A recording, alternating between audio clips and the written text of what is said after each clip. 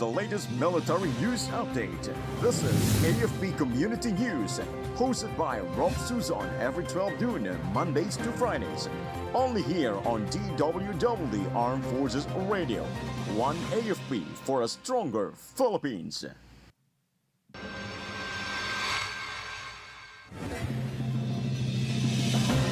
Philippine Navy assures readiness to deploy SEAL divers in search for missing sabongeros in Taal Lake. Philippine Navy spots 49 Chinese vessels in West Philippine Sea in June. Palace vows more jobs for Filipinos.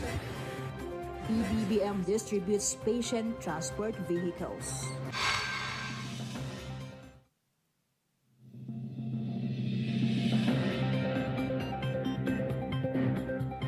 Hello to everyone, especially to our troops at Camp Emilio Ginaldo in Quezon City. Today is Wednesday, July 9, and this is AFP Committee News, your source for the updates on the armed forces and other developments across the country. I am Ralph Susan Abay, here to bring you today's story. DWDD Armed Forces News. For the brief overview of our news, the Philippine Navy announced its readiness to assist in the search for the missing sabongeros allegedly dumped in Taal Lake pending an official request from the Department of Justice. Navy spokesperson Captain John Percy Alcos confirmed that the Naval Special Operations Command is prepared to conduct technical dives once activated. The Navy plans to deploy up to 3 teams of SEALs and technical divers, depending on the outcome of an initial site inspection. Recently, DOJ Secretary Jesus Crispin Remulla said the operation could start this week with mapping and coordination underway.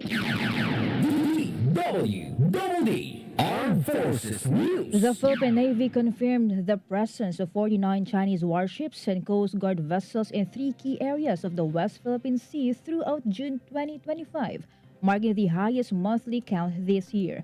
Philippine Navy spokesperson Rear Admiral Roy Vincent Trinidad said the vessels were seen at Bajo de Masinloc, Ayungin Shoal, and Pag-asa Island. The Navy tracked 14 PLA Navy ships and 9 China Coast Guard vessels near Bajo de Masinloc, 2 PLA ships and 12 Coast Guard vessels near Ayungin Shoal, and 19 PLA warships and 9 Coast Guard vessels near Pag-asa Island. Despite the growing numbers, Rear Admiral Trinidad assured that the Philippine Navy maintains full situational awareness and sustained maritime presence. Armed Forces Radio. From our reporter on the ground, let us hear the report of Shah about 23rd IB joins DSWD's 3-day livelihood training to boost community skills. Yes, Ruff.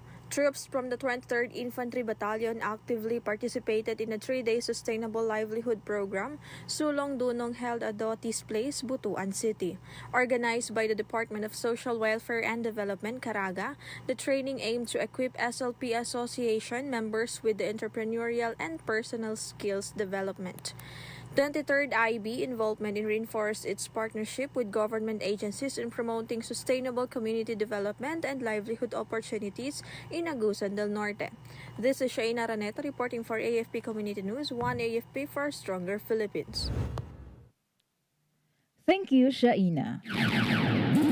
DWDD Armed Forces News. Troops of the 33rd Infantry Battalion swiftly intervened to stop a brewing conflict between 2 armed groups in Barangay Panadtaban, Raha, Buayan, Maguindanao del Sur. According to Battalion Commander Lieutenant Colonel German Legada, the soldiers responded immediately after receiving reports of rising tension. However, upon arrival, armed men fired at the troops, triggering a brief clash and follow-up clearing operations. The government forces arrested 3 suspects, identified as Nur Mukhtar, Haris Lido, and Bagunda Limaon, and recovered weapons and war material. Relatedly, he lauded the troops for preventing violence and protecting the civilians. DWDD Armed Forces News. The National Bureau of Investigation arrested a couple in Caloocan City for allegedly posing as New People's Army members to extort money, commit SIM fraud, and finance terrorism. NBS Director Jaime Santiago confirmed the arrest of Christopher and Maria Elena Capitulo, during a sting operation by the Bureau's Organized and Transnational Crime Division. The suspects extorted over 2.6 million pesos from a businessman since 2018, threatening him under the alias Cafferdy. The NBI filed robbery and money laundering charges against them. They are now detained at the NBI facility in Muntinlupa. Armed Forces Radio. More updates from Jai. 58 IB leads outreach program in Gingoog City. Yes, Rof, the 58th Infantry Battalion spearheaded a community outreach program in Barangay Bantaawan, Hingoog City, Misamis Oriental. They provided free medical checkups, circumcision, haircuts, and gift-giving to local residents, especially indigenous peoples. The initiative, done in partnership with the local government unit of Hingoog City, was supported by the Office of the Vice President, which donated food boxes, and Minergy Power Corporation, which distributed slippers to children. 58 IB Commander Lieutenant Colonel Leoncito I. Grizula Jr. thanked all partner agencies for making the event successful. This is Jai reporting for AFP Community News, one AFP for a stronger Philippines. Thank you, Jai. DWDD Armed Forces News. Defense Secretary Gilberto Teodoro Jr. said the Philippines is still assessing whether to acquire Abukuma-class destroyer escorts from Japan, pending evaluation of fleet compatibility, integration, and associated costs. He confirmed the Philippine Navy will conduct a joint visual inspection of the vessels before making a decision. Secretary Teodoro emphasized the importance of interoperability in supporting the infrastructure as the country awaits the delivery of 8 newly acquired vessels from South Korea.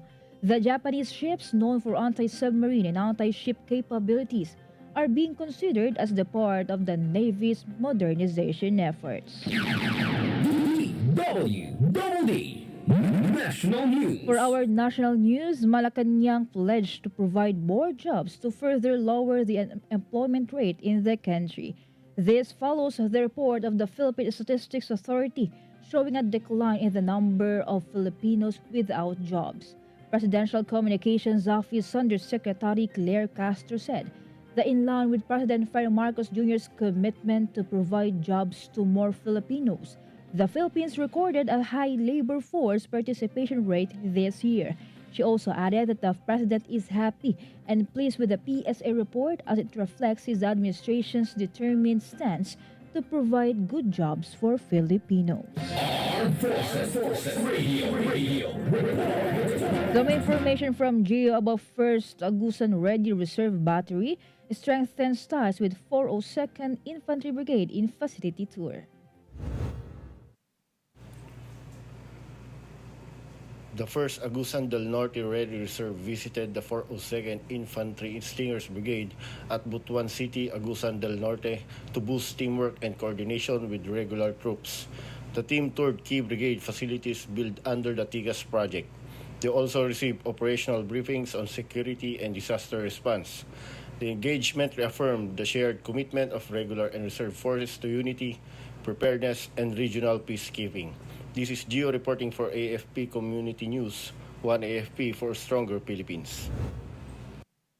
Thank you, Gio. DWDD National News. President Ferdinand Marcos Jr., in partnership with the Philippine Charity Sweepstakes Office, has led the distribution of 387 patient transport vehicles or PTVs to local government units in Luzon. PCSO allocated 1 billion pesos in 2025 to procure 395 more PTVs for requesting LGUs and national government agencies. These 395 PTVs are targeted to be distributed starting 2026. In total, there are 680 patient transport vehicles distributed across all regions from July 2022 to June 2025.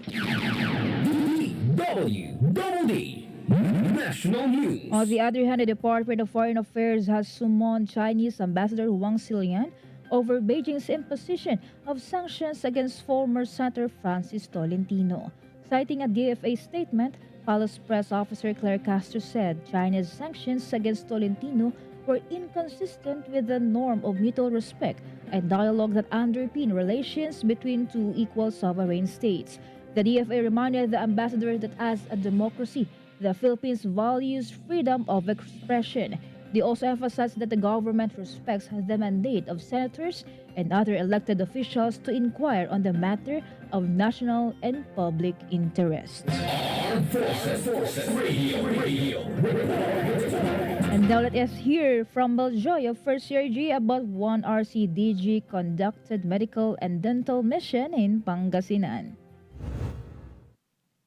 Yes, Rolf, through the medical platoon of 1601st Red Reserve Infantry Brigade, the 1st Regional Community Defense Group organized a significant medical, dental, and ENT mission aimed at providing essential healthcare services to the communities with the theme Promoting Health and Wellness in Our Communities. This program acts as a precursor for the upcoming 52nd founding anniversary of the unit. It was held at Headquarters 1RCDG, Camp Lieutenant Tito B. Abad in Manawag, Pangasinan, in partnership with Oplan Linaw Mata, kaagapay ang PhilHealth, libreng konsulta sa mata, tenga, ilong at lalamunan. During the mission, 91 beneficiaries received medical checkups, 77 received EENT services, and 111 received dental care. Additionally, volunteers including doctors, dentists, nurses, and support staff distributed medicine and vitamins to the beneficiaries. This event was made possible by the generous support of volunteers, local partners, and dedicated efforts of the Red Reserve Force. The unit will continue to organize programs that help the community access various services such as healthcare. This is Meljo Inesio Arroco reporting for AFP Community News, 1AFP for Stronger Philippines. Thank you, Maljoy of First CRG. DWDD National For News. other national news, Senator Risa Hontiveros sought a ban on applications that enable people to gamble using their phones. After filing a bill that severely restricts online gambling, Hontiveros emphasized the phones are not casinos. She added that it is now easier to get addicted to gambling because it is very accessible through e-wallets and super apps. Meanwhile, Senator Joseph Victor Ejercito sought an inquiry into the rapid proliferation of online gambling, saying it was becoming widespread among minimum wage earners, overseas workers, and minors. DWDD National News. The Commission on Elections will intensify its preparations for elections for more transparency. COMELEC Chairperson George Erwin Garcia said that a 2-year preparation will allow the Commission to adjust, correct, and apply the lessons learned from the 2025 midterm polls. He added that the preparations for an election should be 2 years and it should not be 1 year. Garcia said that the initial delivery of counting machines for the 2028 presidential elections could be done by early 2027 to allow the Commission to make the necessary adjustments and correct whatever problems that may occur related to the performance of the machines. Armed Forces Radio. From Solcom, let us hear from Jess about NPA member dies in armed clash with government forces in Camarines Sur. Yes, Rolf, government troops clashed once again with the armed member of the New People's Army in a firefight that erupted in the mountainous area of Sitio Bansuray, Barangay Belbang, Lupi, Camarines Sur on July 8, 2025. The encounter involved elements of the 17th Scout Ranger Company operating under the operational control of the 81st Infantry Battalion, 201st Infantry Kabalikat Brigade. The firefight broke out at around 11:43 a.m. and lasted approximately 10 minutes. As a result of a brief but intense exchange, one member of the NPA was killed while no casualties were reported on the government side. Following the encounter, troops immediately launched pursuit and clearing operations to locate fleeing rebels and secure nearby communities. 201st Brigade credited the success of the operation to the invaluable cooperation of local residents, whose timely information and support played a key role in the engagement. The armed forces reiterated its commitment to protecting communities and ensuring peace and order, while renewing its call for remaining NPA members to lay down their arms and return to the folds of the law. This is Jess from Solcom reporting for AFP Community News, 1AFP for a Stronger Philippines. Thank you, Jess from Solcom. DWDD National News. The Philippine Amusement and Gaming Corporation has provided cash incentives to Filipino responders deployed in Myanmar. PAGCOR gave 6.9 million pesos to the members of the Philippine Interagency Humanitarian Contingent and Philippine Air Force. PAGCOR Chairperson and Chief Executive Officer Alejandro Tenco said that they will always support efforts that show resilience and being selfless. 38 responders received 50,000 pesos each in recognition of their 12-day dedication to humanitarian and search and rescue missions in Myanmar. DWDD National News. For our weather update, Pag-asa has projected that at least 2 more tropical cyclones will likely form or enter the Philippine area of responsibility within the month after Typhoon Bising. In an assessment and outlook issued by Pag-asa, several weather systems were expected to influence the weather and climate of the country in July. Pag-asa Administrator Nathaniel Servando said these were the southwest monsoon or habagat, easterlies, low pressure areas, intertropical convergence zone, and localized thunderstorms. Servando added that also likely to affect the weather pattern this month are the high pressure area, frontal systems, and the shear lines. Armed Forces Radio. On the other line, let us hear more from Spencer about Viscom leads unity walk with Fisher Fox to assert West Philippine Sea rights. Indeed, Rof, the Visayas Command through the 3rd Civil Relations Group led an ally lakad with Fisher Folks sa Barangay Catarman, Cordoba, Cebu. They rallied support for the Ating Ito ipaglaban ng karagatan sa West Philippine Sea campaign. Despite heavy rain, troops, Fisher Folk, government agencies, and community members marched in solidarity to uphold Philippine sovereignty. Military units from the Army, Navy, and Air Force, along with other government agency and local officials, participated in the said activity. This is Spencer, reporting for AFP Community News. 1 AFP for a stronger Philippines. Thank you, Spencer. DWDD National News. On the other hand, local government units in Negros Occidental whose residents were displaced by the eruption of Canlaon volcano need additional funds. The municipal government of La Castellana said it needs funds to feed the more than 1,048 families composed of 3,293 people who have been staying in 8 evacuation centers for almost 7 months now.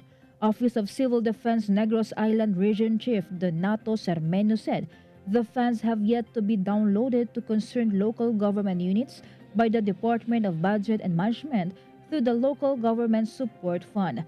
Of the 203 million pesos promised by the government, 63 million pesos is allotted for La Carlota City, 48.52 million pesos for La Castellana, and 29.7 million pesos for Canlaon City. Himamaylan, where a tent city for Canlaon evacuees is being established, will receive 62.5 million pesos. DWDD National News. The Bureau of Immigration has uncovered a new human trafficking operation recruiting Filipinos for illegal online gambling hubs in Pakistan.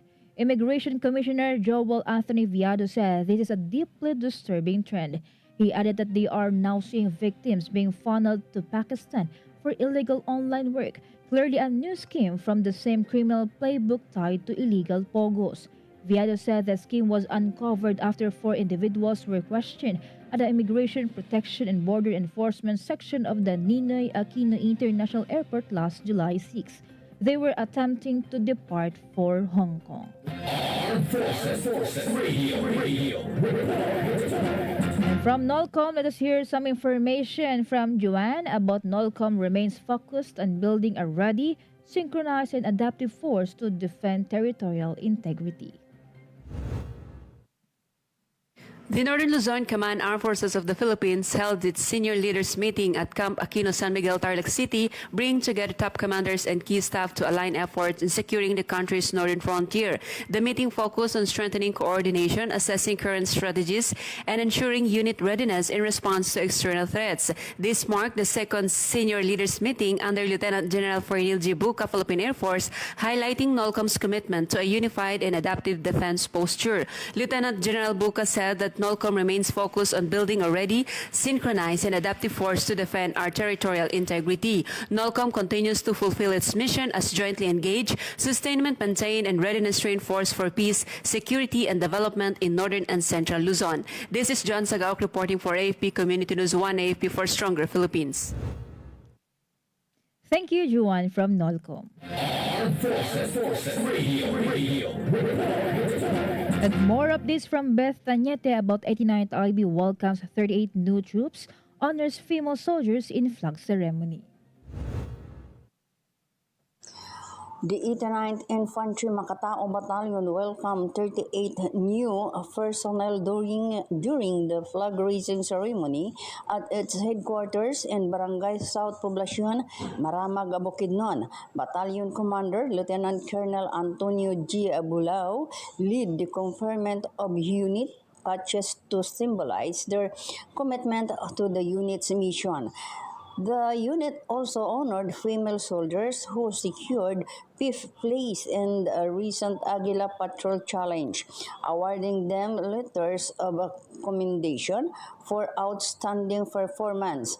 Lieutenant Colonel Bulao emphasized discipline, teamwork, and honor as the battalion's guiding principles. This is Beth Tañete reporting for the AFP Community News, 1 AFP for a Stronger Philippines.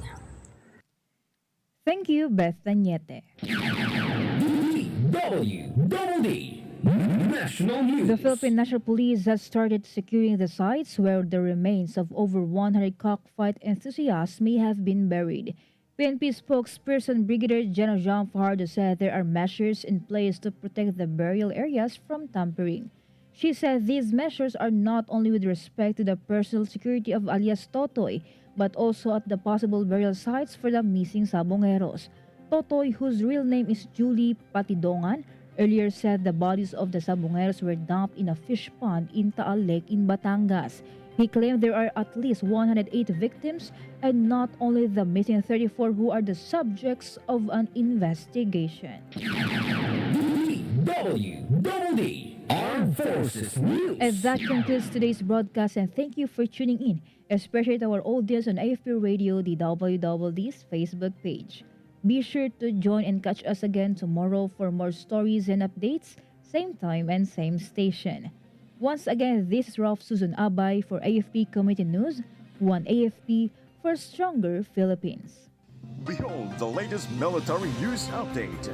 This is AFP Community News, hosted by Rob Susan every 12 noon, Mondays to Fridays. Only here on DWDD Armed Forces Radio.